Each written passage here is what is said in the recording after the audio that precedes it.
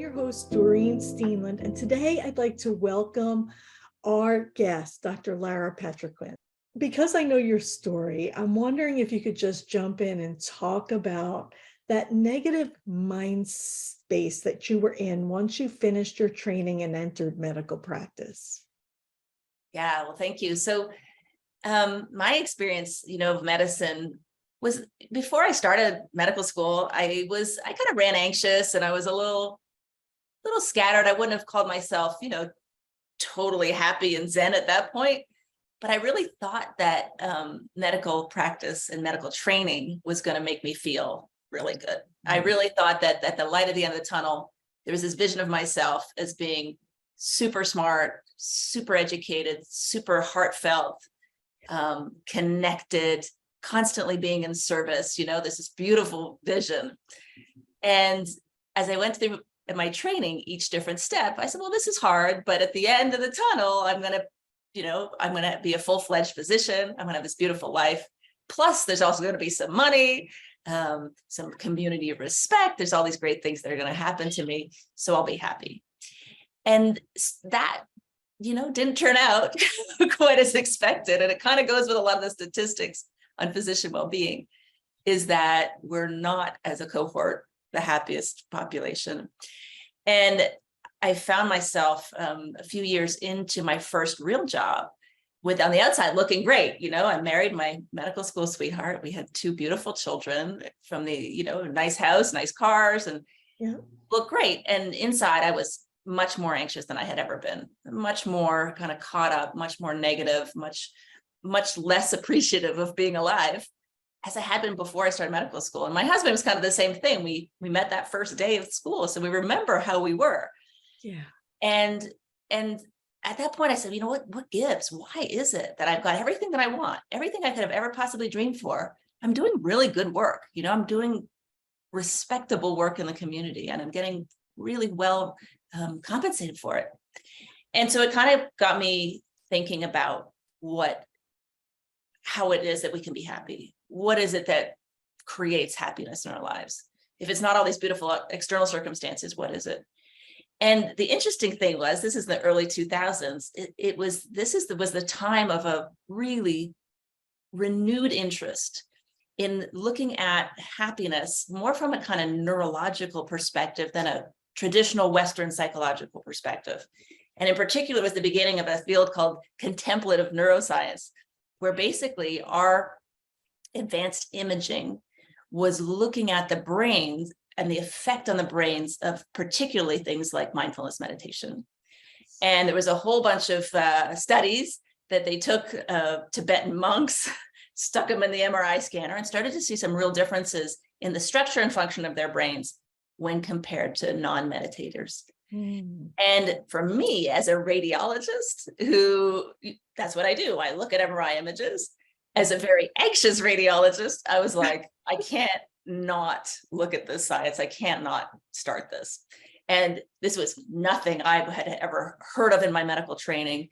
My upbringing, as a good WASP, dealing with stress, was a gin and tonic and wood, and that's it. We're done, Yeah. And so I really delved into all of that, and it was just so helpful for me to start these practices that actually just started making me feel better, even though my outside circumstances hadn't really changed. Okay, can I pause you right there before we go any further?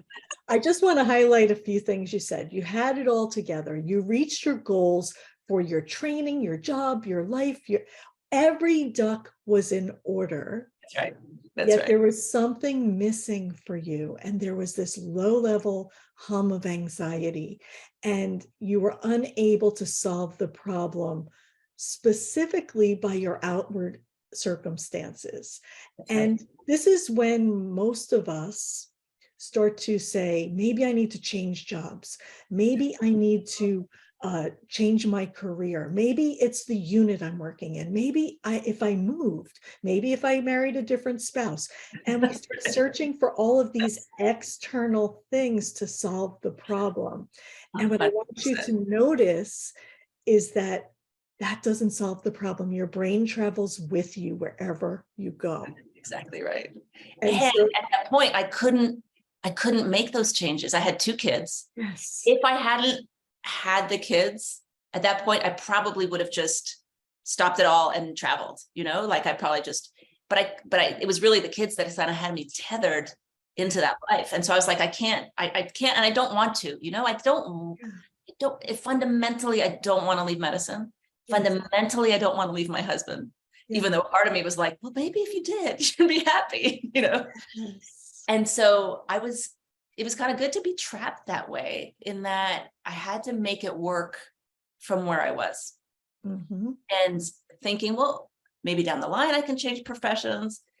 But then I couldn't also think of a profession that would help me. I had lawyer friends who were unhappy. I had stay-at-home mom friends who were unhappy. So it wasn't like I was seeing another profession that would really kind of make me feel better. Right. And so that was, that was a big transforming part. And really is looking at that one study. There's a picture of the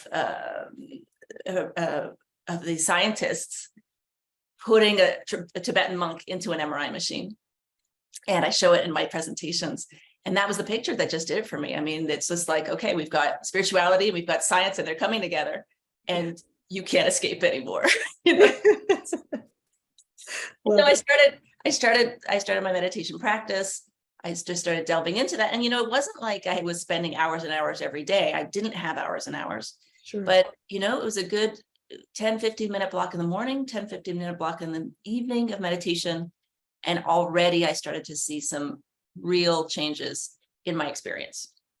And if I was to really describe it, it was like when I was in that place and anxious, the thoughts were coming like one after the other.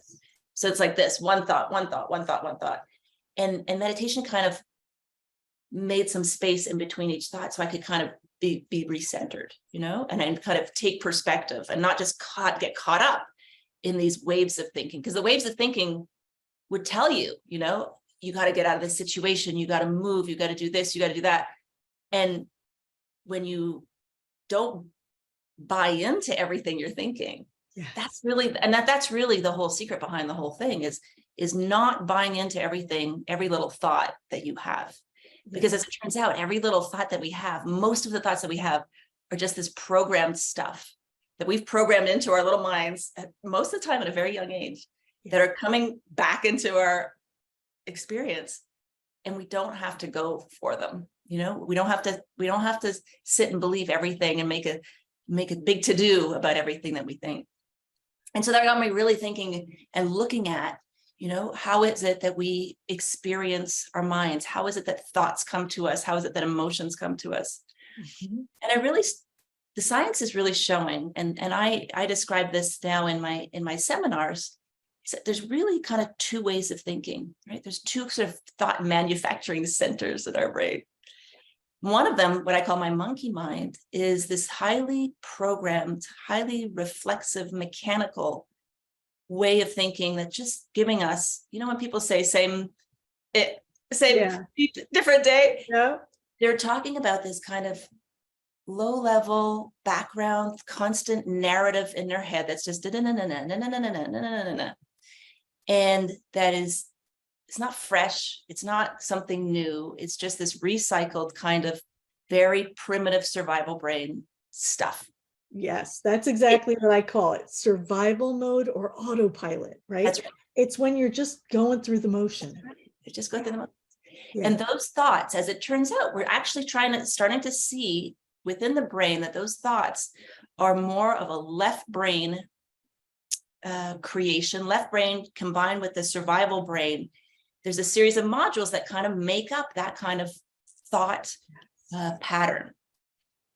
On the other hand, sometimes we have these brilliant thoughts. Sometimes we have thoughts, and we can tell the difference. I mean, we know the difference between this monkey mind thought and what I call the mountain mind thought, which is just the thought that comes to you, often less kind of verbal, but more like an intuition, or more like, you might be in the shower and you've got an HR problem at work. You don't know how to make these employees fit in and work as a team, and you're in the shower or you're driving to work, and all of a sudden the answer comes to you. you have a problem with your kid and you don't know exactly what you should do, or what environment they should be in, or what school they should go to, or whatever it is that's getting you, and all of a sudden it comes to you, well, that works, that's what I should do.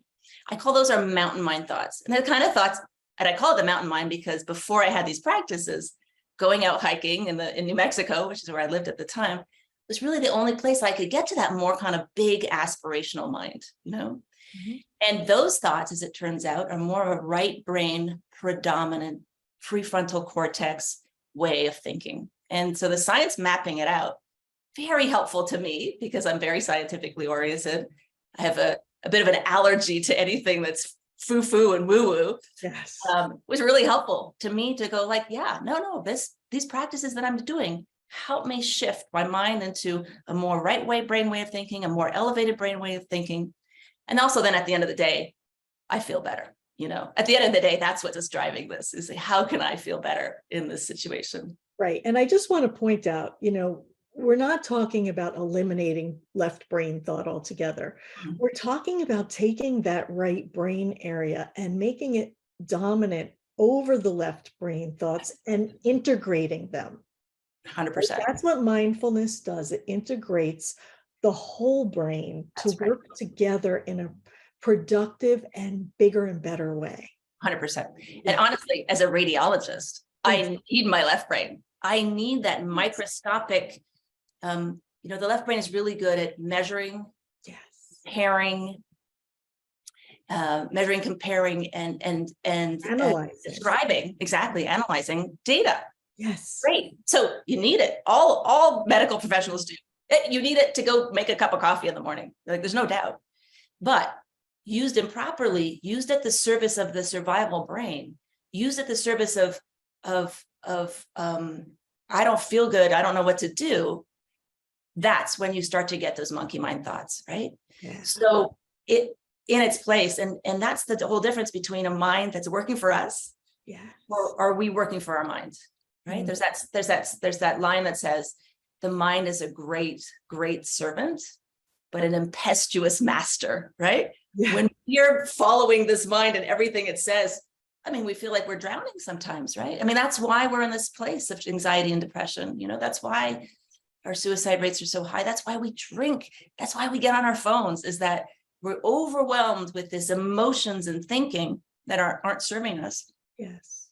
And so we try to numb out, and so that was certainly my experience, and so what I've done now for this program, as I'm trying to introduce this to the people that I work with, I work on a speaking tour for businesses, to bring this to them.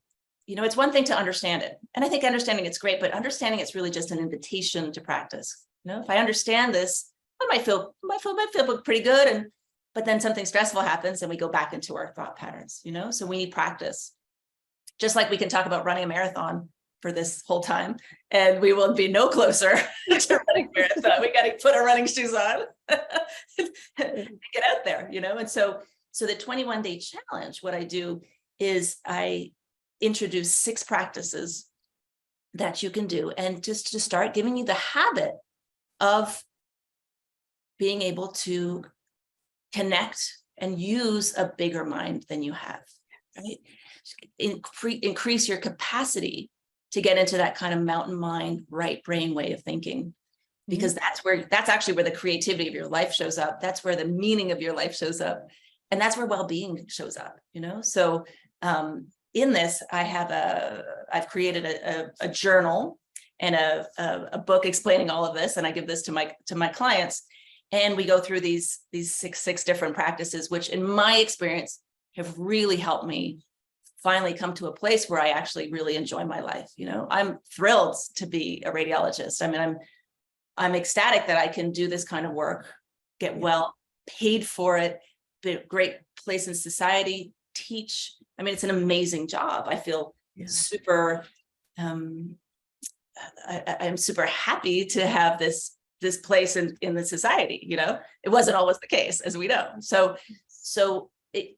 And this is by no means saying that we're not going to go out and change our circumstances. There's a lot of changes clearly that have to be made. Yes. And that's the biggest place of resistance people come with me, especially in the physician community. If I'm not angry and upset, I'm not going to change. I'm not going to be an agent for change. And to which I respond, do you want to make change from this ratty left brain survival brain, or do you want to make change from this more inspired right brain thing? And certainly in my experience, when I approach the people who are making decisions on my behalf, making my schedule, setting the terms of my employment, if I can come to them with a higher, more inspired place, they're more likely to listen. Yeah. Because they're, people get tired of the bitching. People get tired of this kind of reactive, and just stop right there for a second. Let's just point that out. When we come to an organization to make change from that standpoint, your brain immediately turns it off. It's a threat, right? Right. So we don't hear anything else that someone is trying to say. So we've lost our power. We've lost our ability to communicate and create change. That's right. So when we come from this higher mountain mind, right, Yeah. there's the possibilities become endless. That's right. And we engage their mountain mind. Yes. We engage their mountain mind that might go, oh yeah, I really see you. And that must be really tricky, like, oh yeah, I get it.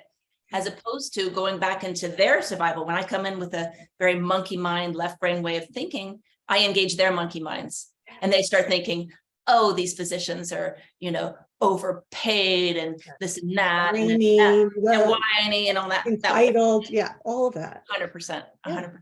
So how we show up engages how other people show up. And that, in my experience, has just been much, much more effective in creating meaningful change and having real dialogue over clearly things that need to be changed. I mean, I'm not absolutely, and I've certainly been able to make those changes in my own life when I'm clearer. Yes, and thank you for saying that, because we are not saying that all of the problems in medicine are your fault and that you're responsible for it all, right? What we're saying is that there are problems, but we want you to be equipped to be in your best whole brain self so that you can approach those problems with creativity, collaboration, possibilities, and really make the changes as the leaders that you are in our society. That's 100%. You say it so well. You say it so much better than I do. That's why I'm here. Like every single speaker, I just want this message to get out to the people. It is not your fault, but we can help you do better and step into that leadership power and make the changes from a place of power instead of that whining monkey mind. That's right. 100%, 100%. And not take down your family as you're doing it, I really noticed too, in my role as parent, and honestly, the medical role was a big one, but also my parenting role was a big one, moving me forward. To me, that's been the most challenging thing I've done, is being a parent. And that place, having these tools to stay calmer, to stay more connected with my kids, to stay more intelligent, because I go into that monkey mind, reactive monkey mind. My toolkit is very, very small. It's like Doctor Who. Oh yeah. Like a teenager, you're a teenager again. All of a sudden, it's like you're right there with them. I don't want to see that part of it. Yeah. So that was really the framework, and the beautiful thing about now is that we have access to teachers, we have access to understandings like never before. There's amazing, teachers and people to teach all this to us that we can get just by hitting YouTube, and so these practices really come from a little bit different traditions, different teachers. And I just made my own life the lab, what can I do? And I didn't do it out of a sense of benevolence to the universe. I did this out of a sense of how could I feel better, because the anxiety was just getting so bad, so bad. So which makes your experience so valuable, because you've been there and you've tried it both ways, right? And you know that the old way doesn't work, and that these steps have actually helped you. So you talk in this 21-day challenge that you're doing about specific steps. Would you like to just touch on those quickly? Yes, I'd love to. And I just want to add too that this is all going to be available to you as a download. the book has all of the science in it, and it has all of the practices in it, and it's kind of the framework for doing this work. But briefly, basically what I ask, what the program is about is, one, you find an accountability partner. And that's a big part of this, because this accountability partner you're going to be connecting with every day for 21 days. And you're going to be kind of asking each other how things are going. Did you meditate, or whatever it was that you chose? Are you with the program, right? So having someone with you as you're doing this is really important, right? We all know that we do better when we're accountable, but also this notion of a spiritual friend, someone who is invested in your mind as you're invested in their mind, is very special and very kind of unique. You know, we're very used to connecting with other people over the perils of life. You know, I've got many friends in medicine in particular, that most of our relationship is based around bitching about what's going on in our world and medicine, you know? So this notion of just having someone that's really just there to ask us how we're doing with our practices, how is our mind, is really, really special. The first thing that we do also with our partner is every day we text 3 things that we're grateful for. Now, so that's the first one, gratitude. And in that is a very easy thing to do. You just text your partner. You don't wait for an answer. They don't have to answer back or put an emoji, but at some point during the day, your partner will text you back 3 things they're grateful for. So gratitude has really been demonstrated scientifically now to really help your minds. In fact, there was a paper demonstrating that it was as good, a gratitude journal is as good as antidepressant medication. And so don't be surprised if you go to the psychologist and she gives you a book and says, you know, I want you to put down everything you're grateful for. And to me, that's been a really, really positive experience, where the mind will pick up on what's negative really quickly. Yes. It's Teflon for the good, right? So the mind is incredibly adhesive to the bad and Teflon for the good. So we want to reiterate what's going well in our life, right? So that's number 1, gratitude. And that's sort of, everybody does that. That's like the first step of the challenge. The other practice is you can choose one of these practices for the 21 days. And so meditation is certainly a practice that a lot of people choose. If there's so many great ways of learning meditation. And so I've got a couple of pre-recorded meditations that you can use, but there's also other great programs out there that I point to in the on my website, and you can choose something that you can start to do. And so that meditation, you know, clear scientific benefits. There's so much research on that now, using imaging, using all sorts of different ways of looking at that. But clearly that's kind of the basic, most fundamentally practice that's shown to improve our well-being. So I invite people to start a meditation practice if that connects to them. The other practice that I teach is the importance of breathing. And so actually right now we can just do one of the breathing steps, which is so easy. I call it the long exhale, right? So our bodies go into fight or flight, not based on what's going on around us necessarily, but our thoughts, right? So I can be in front of my computer and my computer crashes, and all of a sudden I go into fight or flight, which is not helpful in the moment, because I'm not planning on flinging my computer against the wall, or maybe I will because I'm in fight or flight, but that's not a really helpful place to be in, right? So we go into fight or flight often just based on our thinking. So a good breathing practice is just to do this, and we can just do a couple, the 2 of us right now. You just take a normal inhale through your nose, and then you take the longest exhale possible, maybe kind of purse your lips, and let that exhale take as long as it can. And when that breath is done, you just take a normal inhale through the nose.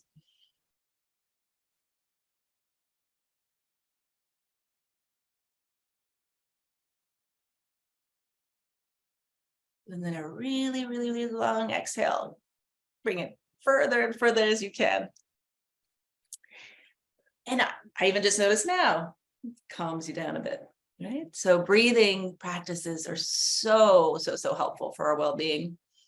The other breathing practice that I talk about with people is Wim Hof breathing. Wim Hof is a really well-known practitioner. he's also, he does the cold exposure work.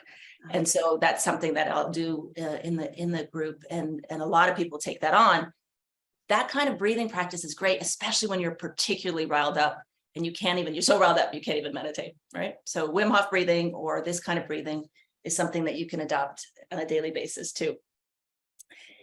The next practice is random acts of kindness, right? So the problem with our minds is that we spend all this time thinking about ourselves. Yes. We start thinking about ourselves. We start thinking about our reputations, about our future, about our past. Our fight or flight survival brain instinct gets poked by that. We start getting riled up based on our just thinking about ourselves. Yeah. So clearly a nice way out of that is to think about other people. And so acts of kindness, doing one nice thing for people every day is one of the most beneficial practices. And so many benefits in this, right? The benefit of not being self-absorbed for even the 10 minutes that you're doing your practice. But then you also get a sense of interconnectedness with other people as you do that. So random acts of kindness can look like a lot of things. It can look like paying for coffee in the coffee lineup. You know, when you go to Starbucks, you pay for the person behind you. It can mean writing letters of appreciation to people that you like, writing a postcard to someone. It can mean, and you can take this to really the nth degree. I took a class every day, 3 acts of kindness, and for 30 days, you know, so a big part of it was writing notes with little bits of money and leaving it for people. I mean, or how about, all right, I'm going to throw this one in here because I'm a nurse. Yeah. How about appreciate the nurses that are working alongside you? 100%. 100%. Okay. Yeah. I was doing it with my technologists in my group. It was with taking them aside and telling them how much I appreciated them. That was something that I did. Another thing I did that was really fun was I would leave little gift cards on ambulances. I would leave one on each side because they always come in twos, those ambulance guys, right?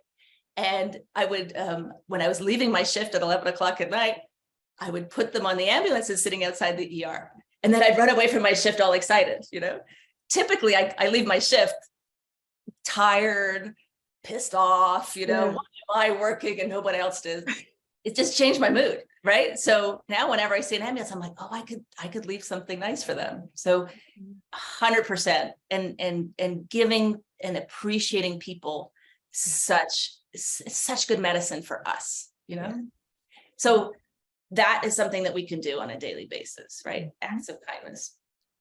The other thing I like to look up, and this is kind of an easy one, although it's harder to put into practice, is to start to notice how we're using media to numb out. Yeah, it's a big one. Like all of a sudden, you know, we've been on this planet for millions of years, and all of a sudden we wake up and we're connected by this thing to all kinds of possibilities, you know, and this media use can be absolutely positive for us. You know, most of the stuff that I've been able to learn has been through this kind of technology. But am I using it in that way, or am I using it to numb out? And I noticed that I'm using it a lot to numb out. I check my emails 20, 30 times a day. Don't need to do that. I'm just looking for something. I just want to. So here's the clue for you. Are you feeling disconnected?